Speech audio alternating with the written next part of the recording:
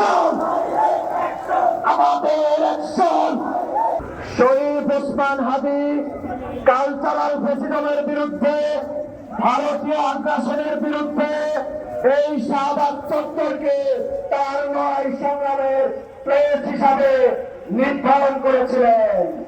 এজন্য আমরা বলতে চাই, এই ভারতীয় আগ্রাসনের বিরুদ্ধে, কালচারাল ফেসিজমের বিরুদ্ধে শরীফ ওসমান হাদি চত্বর হিসাবে ঘোষণা করতে হবে।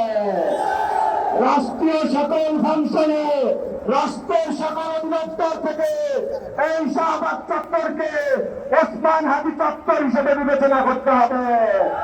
এই আমার ভাইয়ের রক্ত, শহীদ হাদির রক্ত, এই দিকে আমি তো দেব না।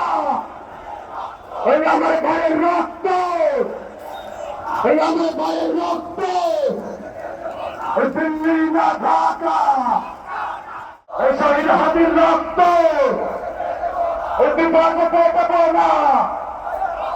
শহীদ হাদির রক্ত আমরা হুঁশিয়ার করে বলে দিতে চাই, সামনে যারাই ক্ষমতা আসবেন তারা যদি ভারত বা লন্ডনের পাথরে ক্ষমতা আসার স্বপ্ন দেখে, লন্ডনের আধিপত্য এবং আমেরিকার আধিপত্য বাংলাদেশ আর চলতে দেওয়া হবে না।